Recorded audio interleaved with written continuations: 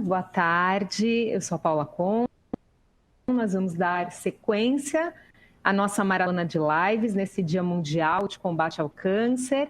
E agora eu falo com a doutora Cíntia Givigi e com o doutor Roberto Lima, da unidade do Grupo Clínicas em Vitória, no Espírito Santo. Tudo bem, doutores? Tudo jóia, tudo ótimo. Me ouvindo bem? Sim. Tudo bom. Vou começar, então, perguntando para vocês, já a nossa pergunta tradicional aqui da nossa transmissão, como está a pandemia, a situação do Covid no Espírito Santo e como tem sido o dia a dia no cuidado oncológico que vocês têm observado na região? Doutor Roberto, quer começar? Pode ser. Na realidade, a estatística que saiu hoje, Vitória é a sexta capital em termos demográficos, tem 17 casos para 100 mil habitantes. O primeiro lugar é Fortaleza, tem 34. E nós estamos, inclusive, atrás, à frente do Rio de Janeiro. O Rio de Janeiro tem 16, a gente tem 17 para cada 100 mil. Talvez essa estatística tenha sido contaminada aqui, porque ontem teve notícia de uma casa de imóvel que se descobriu 18 contaminados num dia só, inclusive com uma morte. Mas isso aí mostra para a gente o cuidado que a gente tem que ter, porque o vírus tem um índice de disseminação muito rápido. E a gente tem que trabalhar nessas lives, na imprensa, com o paciente em geral, mostrando que a gente está aqui para ter comunicação rápida nesse sentido, para poder dar mais segurança para todo mundo. Bom, doutora Cíntia, quer complementar? Então, nós temos visto, né, até no nosso trabalho, cada vez mais pessoas tendo casos suspeitos, aumentando, como o Roberto disse, Vitória já é a sexta capital, Vila Velha é a terceira cidade fora de capital com números de casos. Então, enfim, a gente tem que pegar firme agora na prevenção, no isolamento social, para pelo menos tentar amenizar esse quadro. Doutora, vou aproveitar então já emendar uma pergunta para a senhora. Muitos pacientes com câncer têm enviado ao longo das nossas lives anteriores, enviaram perguntas sobre a questão da imunidade. Qual é o paciente oncológico que tem imunidade comprometida com aquele que talvez se compare à imunidade, né, da população em geral? Quais são os riscos para o paciente oncológico? Isso aí vai depender muito do tempo que ele terminou o tratamento, se ele está em tratamento. A gente sabe que os pacientes com tumores hematológicos, leucemias, linfomas, que fazem quimio mais mieloablativas, têm um maior risco. Paciente pós-transplante de medula, paciente com a doença muito avançada, mesmo que não esteja em tratamento, isso também deixa ele com uma fragilidade maior. E avaliar a depender do tipo de quimioterapia que ele está fazendo. Alguns tipos são mais tóxicos e dão um risco maior, mas em geral é isso. Paciente em hormonioterapia, a gente se já tem há um tempo que ele terminou o tratamento quimioterápico, isso coloca ele no risco como de uma população geral. Tá? Doutor Roberto, eu vou até emendar com uma outra questão que chegou para a gente, de paciente falando especificamente sobre quimioterapia. Então, se puder também complementar o que a doutora Cíntia comentou, paciente que está em quimioterapia, ele então faz parte do grupo de risco? O paciente em quimioterapia, sim. Quando ele está fazendo quimioterapia, ele é aquele paciente que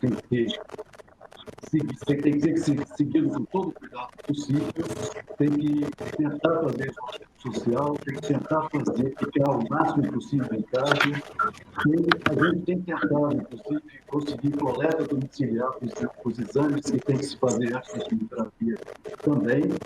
Mas esses pacientes que já fizeram quimioterapia há algum tempo, estão usando a quimioterapia, como a Cíntia falou também, não são pacientes de risco, porque mesmo a população em geral.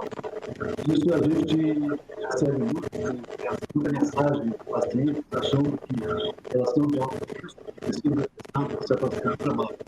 Isso a gente tem que tentar mostrar para elas segurança para ter o mesmo risco da população em geral e que ser o mesmo da população em geral também. Muito bom, doutor Roberto. Eu vou seguir com questões que foram enviadas para a audiência. A gente tem muitas perguntas, está sendo muito bom. Queria agradecer a todos que têm acompanhado as nossas lives. Continuem enviando para a gente as perguntas, nós vamos fazer ao longo da programação. A Patrícia Amorim nos mandou uma pergunta sobre paciente com problema cardíaco, é o caso dela. Ela tem um exame de rotina, um holter agendado, e ela gostaria de saber se ela deve seguir com esse procedimento ou se ela deve postergar. Então, é uma paciente oncológica que também tem um problema cardíaco. Doutora, você quer responder? Então, isso vai depender muito, é importante o paciente entrar em contato com o seu médico para ter a informação. Alguns exames nesse momento a gente pode postergar, eu tenho postergado alguns exames que não tenham extrema urgência. Agora, o importante é avaliar caso a caso, ela conversar com o cardiologista dela, com o oncologista dela, para saber a importância nesse momento, tá? Porque alguns precisam ser feitos até para ter um controle da parte cardiológica, enfim. Mas, de modo geral, o ideal ela tem que conversar com o médico para avaliar caso a caso. Doutor Roberto, acho que a gente também até pode emendar com uma outra questão que veio das mídias sociais aqui, perguntando sobre exames como tomografia e outros de controle do próprio câncer. Os pacientes têm perguntado se eles devem adiar ou manter essa agenda de exames previstos. A rotina que a gente tem de orientar os nossos pacientes, se são pacientes de segmentos que não têm doença em atividade, pode esperar um pouco para fazer esses exames de segmentos e até que tiver adulto, eu acho que a gente vai conseguir sanar muito isso através da telemedicina. Quando a telemedicina estiver implantada, bem adequadamente, de modo rotina, a gente vai conseguir orientar o paciente ou os pacientes em geral para poder dizer quanto tempo, se aquela conversa se pode orientar no sentido de poder adiar. E até informalmente, como a gente já faz com o WhatsApp, a gente nunca deixa os nossos pacientes desassistidos, a gente está sempre conversando, a gente está sempre respondendo mensagem. Mas aqueles pacientes que estão só em segmento, sem doença em atividade, a recomendação é que eles têm que ir à clínica para diminuir a aglomeração. Perfeito, doutor. Paciente, a Ana Vilar nos pergunta sobre tratamento, se o tratamento, alguns sintomas, pós-quimio, podem se assemelhar ao que está sendo comentado como sintomas da Covid, doutora Cíntia. Como o paciente pode diferenciar esses sintomas? Quais são as orientações para ele? Os sintomas do Covid são sintomas como de um quadro gripal, dor de cabeça, tosse, falta de ar, febre. Algumas vezes ele pode cursar com diarreia, com enjoo, que são efeitos que às vezes podem ter com a quimioterapia. Mas assim, uma quimioterapia não dá febre, não dá tosse, então são sintomas bem diferentes. Eu acho que talvez só a náusea, a diarreia, mialgia, que é a dor no corpo, que às vezes também alguns quimioterápicos dão bastante dor no corpo e o Covid também pode ter dor no corpo. Mas, de modo geral, você tem que observar se você está tendo como um quadro gripal. Porque se for mais ou menos como um quadro gripal, isso não tem nada a ver com a quimioterapia. Não sei se quer acrescentar alguma coisa. Acho que seria legal até o doutor Roberto nos ajudar nisso, a entender, e inclusive qual a orientação para o paciente caso ele tema que tenha sintomas da Covid, como ele deve proceder.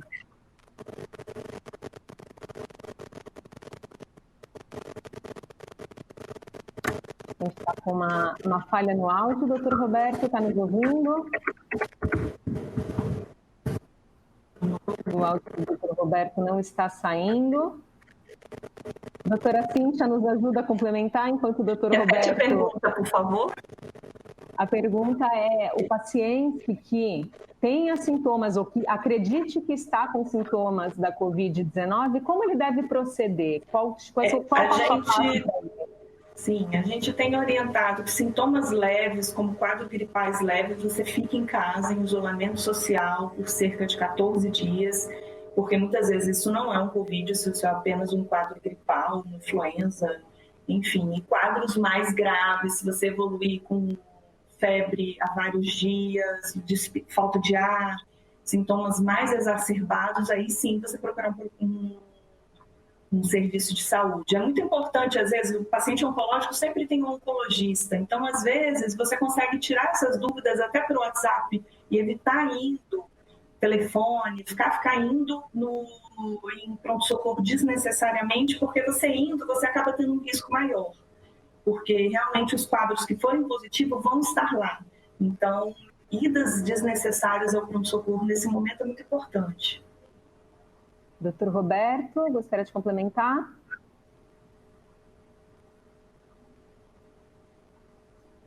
Doutor Roberto continua sem áudio para nós. Doutor Roberto, a gente não escuta o senhor.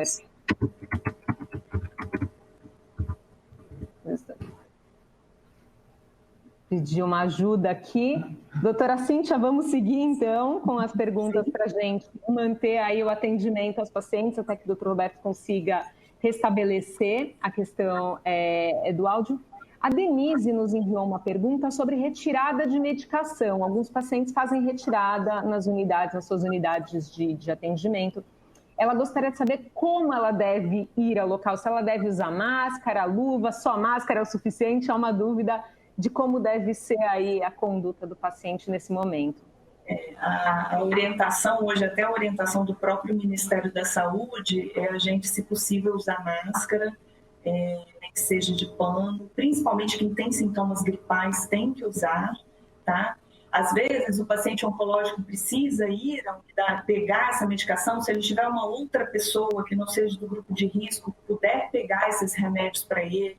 Alguns serviços já têm feito delivery, alguns serviços oncológicos, então tentar evitar o máximo de ir, se puder outra pessoa pegar, mas quando for, sempre tomar muito cuidado em relação a isso. E em relação à higiene, lavar a mão várias vezes, não tocar em objetos, evitar tossir, colocar a mão e depois tocar em outros locais. O álcool gel, se estiver disponível, se for num lugar que você não tem acesso a sabão e água, porque o vírus ele é inativo no sabão e na água e no álcool gel, no álcool, né? Então é muito importante isso eu acho que talvez seja até mais importante do que a máscara. Se você tiver uma boa higiene, não encostar nas coisas e ser o mais rápido possível e outras pessoas, quando puderem, fazer esse serviço.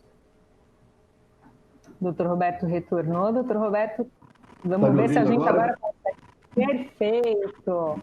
Doutor Roberto, vou seguir aqui com mais uma pergunta de audiência. A gente realmente tem muitas perguntas vindas dos pacientes, dos seus familiares. A pergunta é da Vera Lúcia. Ela diz que o esposo dela tem um câncer de próstata com metástase e ele tem sessões, ele precisa fazer o tratamento. E a dúvida dela é se há alguma recomendação de cuidado extra. E aqui eu já emendo com outra dúvida que está chegando pelas mídias sociais sobre manutenção do tratamento, sobre a importância da manutenção do tratamento. Muitos das pessoas da nossa audiência têm pedido e têm reforçado mesmo no chat para os outros que estão ouvindo, que é importante manter o tratamento, doutor Roberto. Vou começar pela segunda pergunta. Eu acho que a manutenção do tratamento é fundamental. O vírus está agora nesse surto aí, que está vindo crescente, mas a gente tem que aumentar os cuidados básicos. Agora, a doença que está em atividade, ela precisa ser tratada, seja ela com química, com radioterapia, com hormonioterapia, porque senão pode haver uma progressão da doença que pode ser muito mais grave que o próprio vírus também. Então, a suspensão de tratamento, a gente nunca recomenda. A gente toma mais cuidado. A gente, por exemplo, a gente orienta o nosso paciente aqui a não vir o tratamento com acompanhante, a não ser que seja estritamente necessário, o que a gente, além de proteger a quem está fazendo ali, a pessoa que veio fazer, as outras que estão em volta também, porque tira aquela aglomeração e tira a possibilidade de disseminação também. Em relação, por exemplo, às continuidades de tratamento de cuidados básicos, e tudo a paciente, ou paciente em geral, como eu peguei o finalzinho da Cíntia falando em relação à higiene, água, sabão, álcool gel, que tudo são até mais importantes do que a máscara, são importantíssimos nessa fase. E eu vejo sempre que esse tipo de cuidado a gente tinha no passado. A gente vê a nossa clínica, por exemplo, tem álcool gel em toda a porta de consultório. Então, já seria um cuidado que já se toma de rotina e que só se redobra agora. Inclusive, eu acho que isso é uma coisa que tem que vir para ficar. Essa higiene ela tem que ser cada vez mais repensada, a gente tem que ter cada vez mais cuidado. E, em relação, por exemplo, a pessoa que faz radioterapia, se tem higienização de todo o aparelho, não existe contato direto com o aparelho. Quando você tem uma pessoa que é assintomática, se arranja horário especial para fazer o tratamento também, para não perder a continuidade. E a mesma coisa relacionada à quimioterapia também. Em quimioterapia, você tem todo esse cuidado do paciente, tanto em casa, quanto aqui também. A gente, na nossa triagem, a gente já tem a triagem telefônica diante do paciente vir, tem a triagem que é feita pelo pessoal da recepção e pelo pessoal da enfermagem, para dar cada vez mais segurança. A gente até recomenda, você pode até vir com o acompanhante, mas o acompanhante fica lá embaixo te esperando. A continuidade é sempre fundamental. E no caso, doutora Cíntia, da pergunta da Vera Lúcia sobre o marido, eu acho que só para a gente complementar, ele é um paciente idoso com câncer, né? Algum cuidado extra que a gente recomende? A linha é a mesma? Acho que é a mesma. Um dos principais é o isolamento social, né? Evitar contato com pessoas. Eu sei que não é fácil, mas tentar se isolar o máximo possível, porque assim a gente evita a contaminação, né? Eu acho que isso também é muito importante, tanto quanto a higiene. Muito bom. Um outro paciente, a Flávia Mota, nos manda uma questão e ela gostaria de saber, ela é uma paciente com mieloma múltiplo, em remissão, e ela tinha planejado um transplante de medula. Ela tinha uma previsão, mas ela gostaria de saber se deve manter essa agenda, se essa agenda deve ser mantida nesse momento, considerando que ela se preocupa com questões de imunidade. A gente tem que pensar, Paulo, que essa já é uma paciente que tem imunidade prejudicada pelo próprio tratamento que ela fez. Essas doenças hematológicas, principalmente com a remissão desses pacientes, é através da destruição das células da medula, que é onde se fabrica as células de defesa. Então, cada caso tem que ser avaliado isoladamente. Esse caso teria que ser avaliado com um médico dela, específica, para saber se esse é o momento ideal, se realmente a queda daquela imunidade para fazer o transplante vai compensar o benefício do tratamento ou não. É muito individualizado e a gente tem que ver cada caso a caso. E se já tem um médico que acompanha e já tem uma visão, principalmente a hematologia é uma área praticamente à parte da oncologia, a hematologia, então tem que ser avaliada bem adequadamente pela hematologista. Doutora Cíntia, gostaria de fazer alguma complementação? Eu acho que é isso. Eu acho que ela tem que conversar com o hematologista dela, porque às vezes, se a doença dela estiver em remissão, sob controle, se puder aguardar um pouco, talvez seja uma opção que ele vai ter, mas essa é uma decisão do médico que está acompanhando. Mas alguns casos em que a doença está sob controle, às vezes posterga um pouco isso, mas ela tem que conversar com o médico dela. Muito bom. Uma pergunta que chegou, a gente falou de quimioterapia e chegou uma questão da Daniela. A Daniela nos pergunta sobre imunoterapia. O paciente que faz tratamento com imunoterápicos, ele tem imunidade mais alta ou não? É uma dúvida que também chegou pelas mídias sociais para a gente. Essa questão do DNA foi enviada no nosso chat, mas outros pacientes também direcionaram essa questão. Há uma dúvida sobre o quanto o imunoterápico pode proteger a imunidade ou não. Então, na realidade, deixa a Cíntia falar. Fala, Cíntia. Não, pode falar.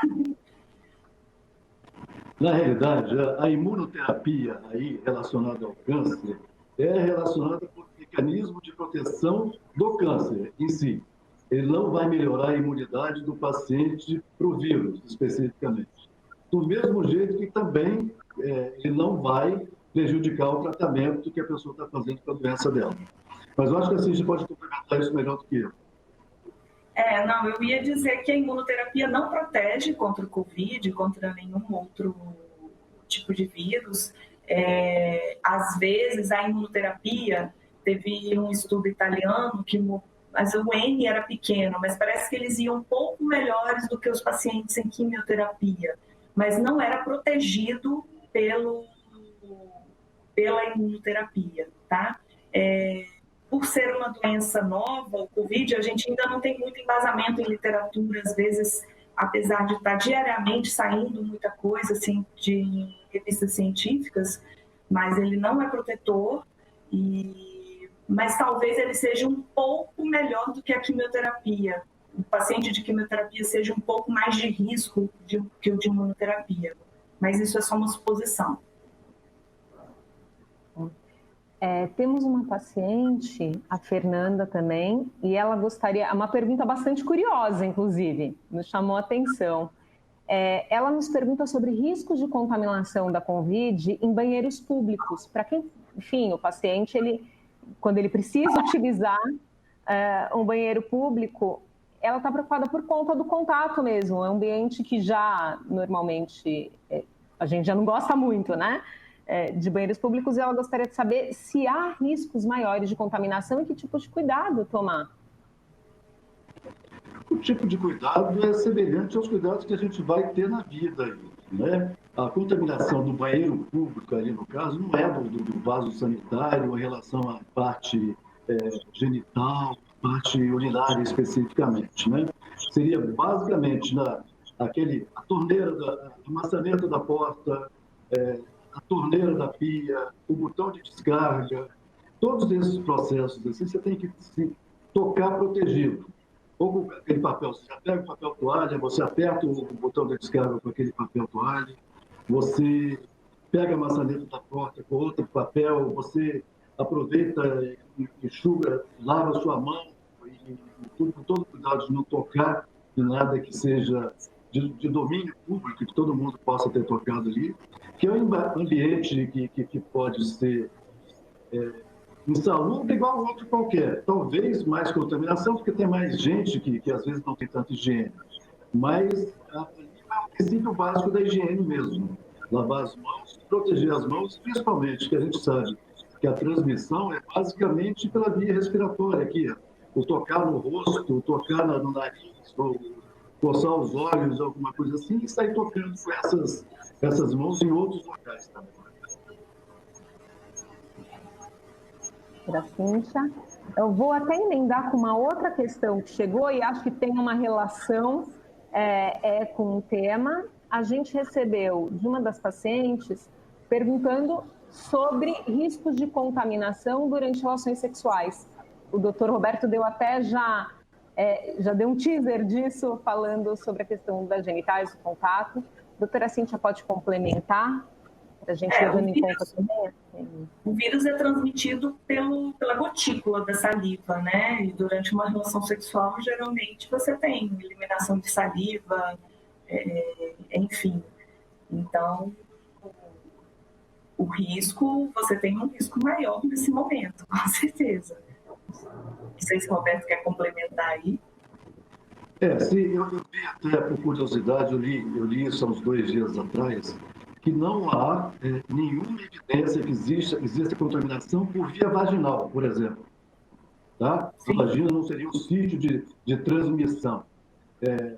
O fato da atividade sexual e tudo, pela saliva, realmente teria e tudo. Agora, vamos botar no negócio do moralista aqui. Você, quando é casado, está em casa, tem relação só com um parceiro só e tudo, é pouco provável que isso aconteça, até porque vocês vivem em conjunto, já teriam possibilidade maior de contaminação, até por outras vias também. Bom, uma pergunta da Andrea. Há uma preocupação como paciente oncológica e olhando a perspectiva para pacientes oncológicos e do grupo de risco, e ela pergunta sobre a questão, a gente falou um pouco sobre isolamento, o se manter, mas ela gostaria de saber quais são as perspectivas para o paciente oncológico nesse sentido. A gente pode acalmar aí um pouco o coração da Andrea?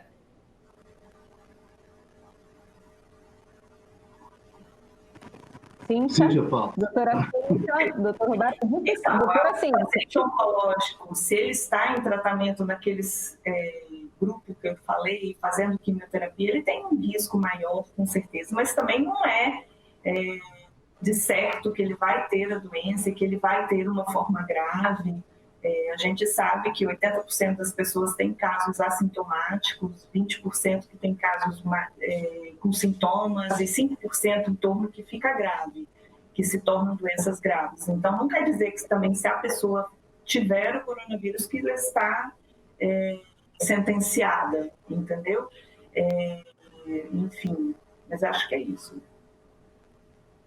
Doutora Cíntia, eu vou continuar com uma pergunta que é direcionada para a senhora, é da Liliane Gabeira. E ela fala que ela começou o seu tratamento oncológico com medicamentos, ela tem um câncer de rim, uma metástase no fêmur. E ela diz que está confiante, mas ela tem uma preocupação sobre precisar suspender o tratamento por conta da Covid-19. Já falamos sobre o assunto, mas como a nossa audiência, né, tem se ampliado e algumas pessoas estão chegando agora, acho que é importante a gente voltar a esse ponto, doutora Cíntia. Em casos como o da Liliane, o tratamento, ela faz um tratamento imunoterápico, a gente, a não ser que ela tenha alguma complicação do tratamento imunoterápico, né?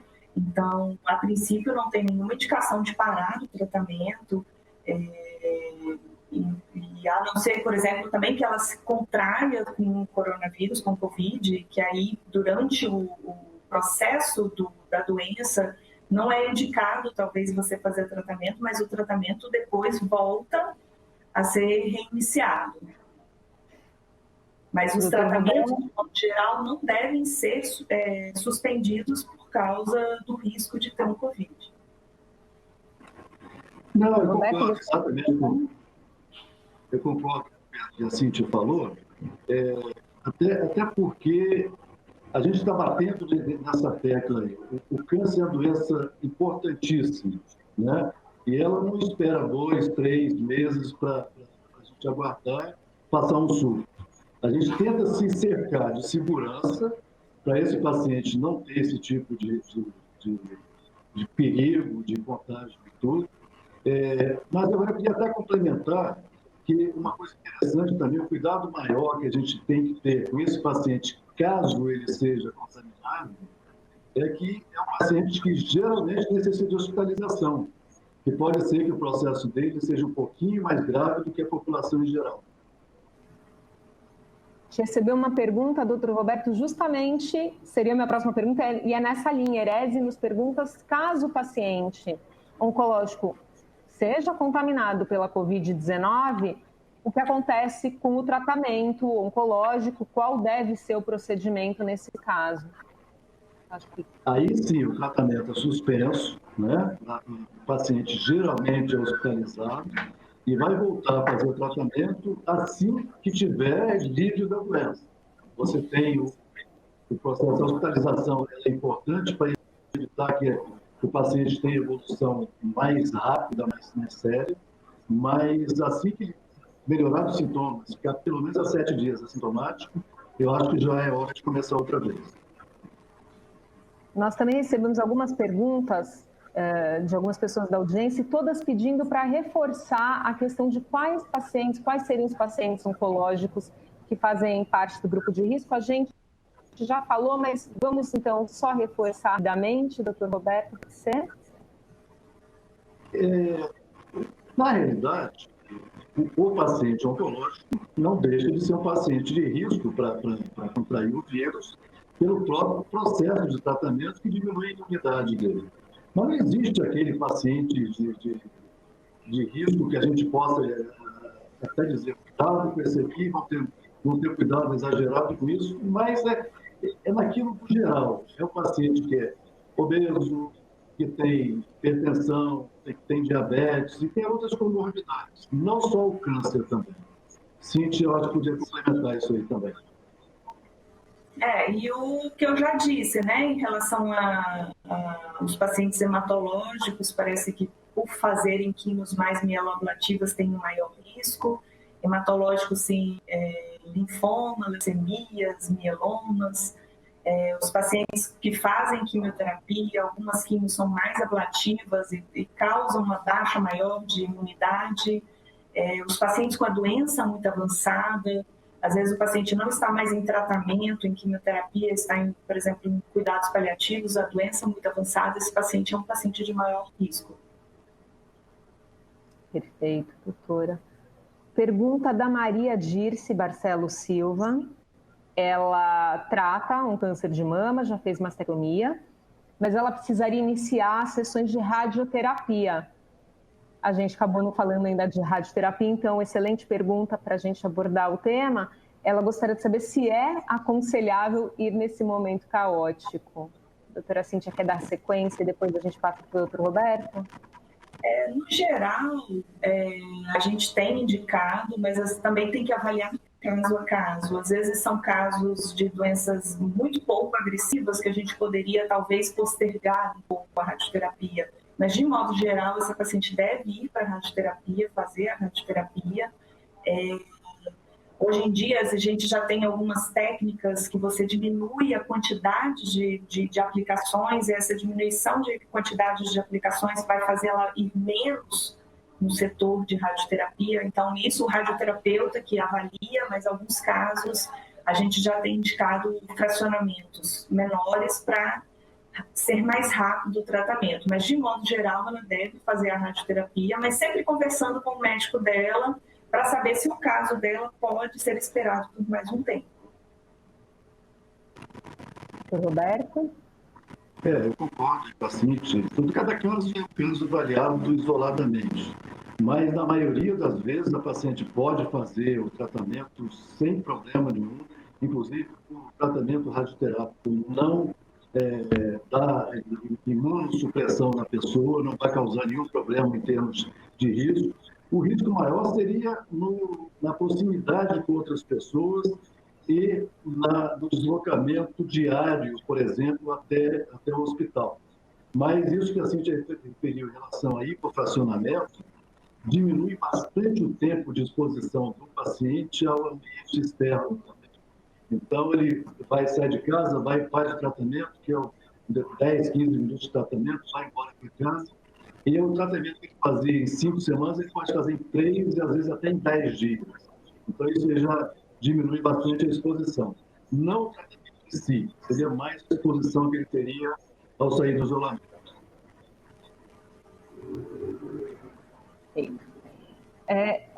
Outra pergunta que veio das mídias sociais. Recebemos aqui, e tem sido também uma dúvida constante ao longo das nossas conversas no dia de hoje. Vacina, qual é a recomendação de vacinação específica, a vacina da gripe, está acontecendo a campanha, para pacientes oncológicos, eles devem tomar essa vacina? Devem tomar, porque a gente sabe que o risco, agora mais para frente iremos entrar no inverno, outono, inverno, aí você já tem o risco do influenza, então você ter às vezes o Covid e associado uma influenza é um quadro muito mais grave, então todos os pacientes devem se vacinar. Inclusive, Paulo, a gente utiliza muitos pacientes que vão iniciar tratamento quimioterápico, a gente tenta vacinar antes de começar o tratamento.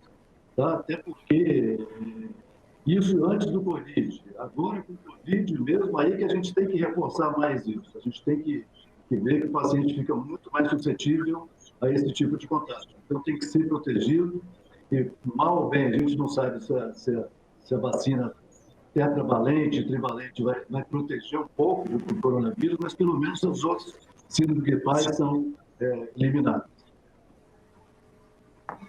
Perfeito. Para a gente está chegando ao fim, o nosso tempo, na verdade, já está estourado, mas eu vou fazer mais 2 perguntas finais, eu acho que é importante. Pacientes também mandando pelas mídias sociais a pergunta sobre o uso de máscara.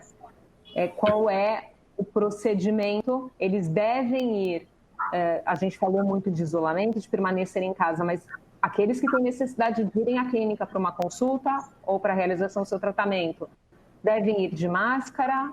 Qual é o procedimento? Há muitas dúvidas, eles são muito confusos sobre essa questão do uso de máscara. Dr. Roberto, quer começar? Vamos lá. Esse é um assunto bem complexo, até porque no grupo a gente tem um comitê que se reúne todos os dias, inclusive sábado e domingo, de 6 às 7 horas, de 7 às 8 horas da noite, para discutir sobre isso. E a gente tem um fluxo. Nesse fluxo não constava a máscara até a semana passada.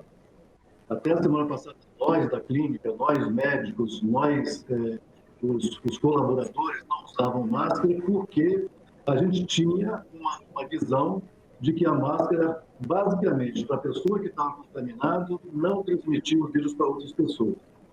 Mas o que acontece, que isso aí é uma coisa totalmente desconhecida, totalmente nova, uma verdade que a gente tem agora à tarde pode ser mentira amanhã de manhã, por exemplo. Então, a gente começou a usar máscara para todas as pessoas aqui, máscaras de diferentes tipos, de acordo com a função da pessoa, justamente porque existe uma transmissão muito grande por gente assintomática.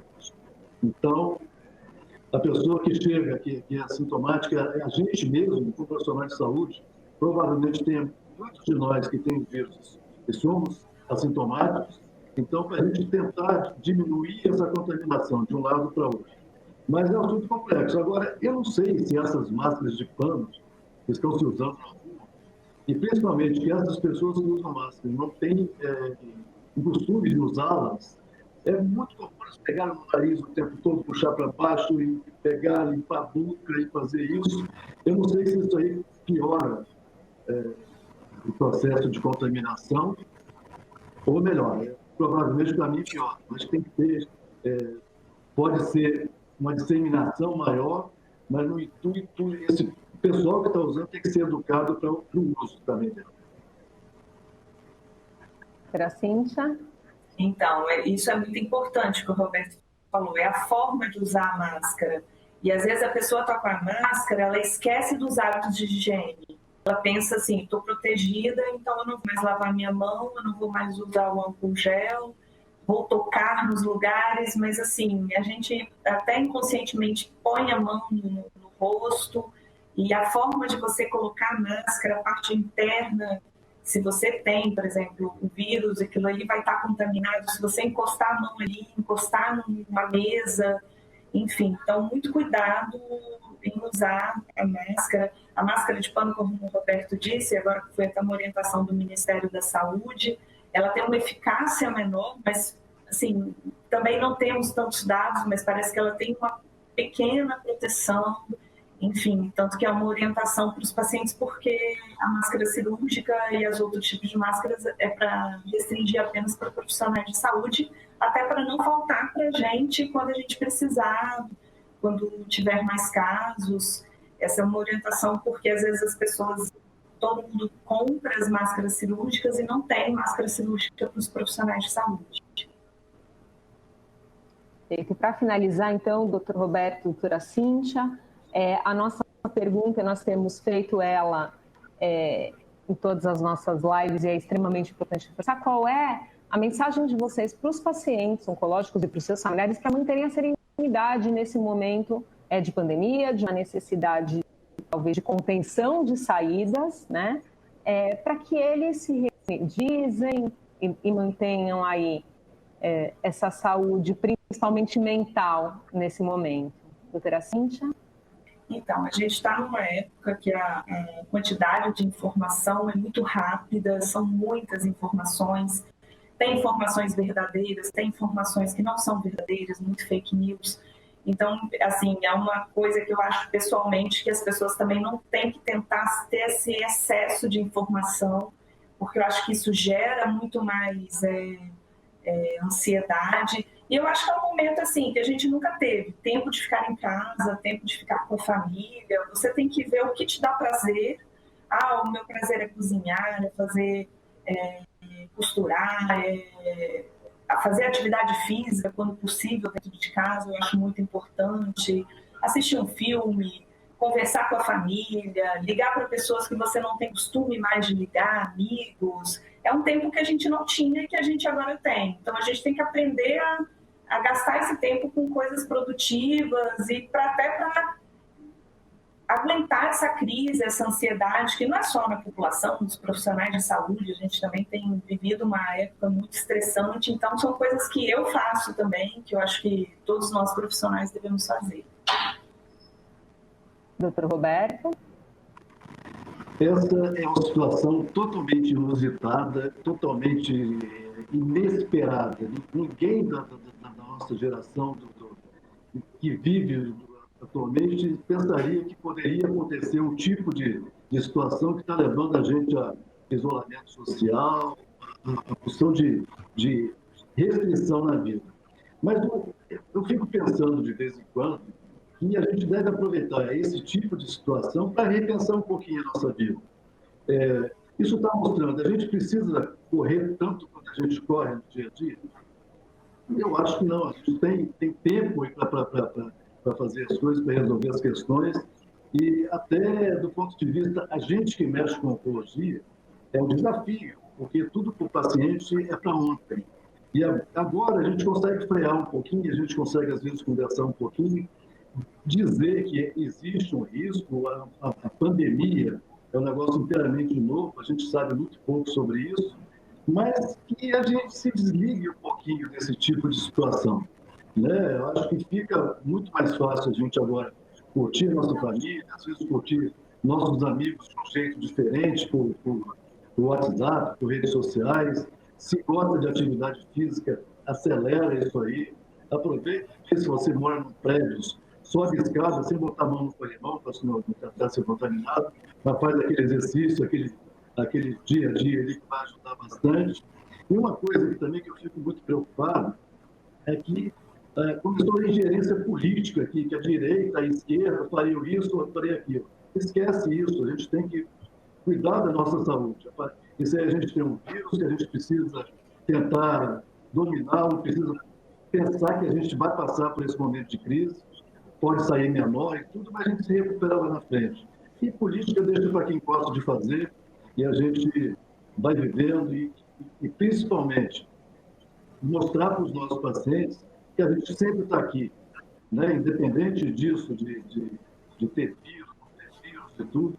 Eu, por exemplo, que sou fator de risco, eu sou idoso, não posso ficar atendendo todos os dias, diminuir um pouquinho o meu tempo de atendimento, mas continuo aqui, continuo no WhatsApp e onde for. Eu acho que eu vi entrevista com um médico italiano hoje, que mostrando que a grande lição que eles tiraram daquilo ali foi mostrar para o paciente que, durante esse momento, eles nunca deixaram de estar ali. E é isso que a gente tem que fazer. As pessoas têm que contar com a gente. Muito obrigada. Obrigada, doutor Roberto Lima. Obrigada, doutora Cíntia de Vigie. Nossos médicos do Grupo Oncoclínicas no Espírito Santo. Obrigada a toda a audiência. A gente vai seguir com a programação logo mais, 16 horas. A gente segue com a live com os nossos especialistas de Minas Gerais, de Belo Horizonte. Muito obrigada, doutores, pela participação. E a gente segue daqui a pouquinho. Obrigada, doutor. Obrigado, Paulo.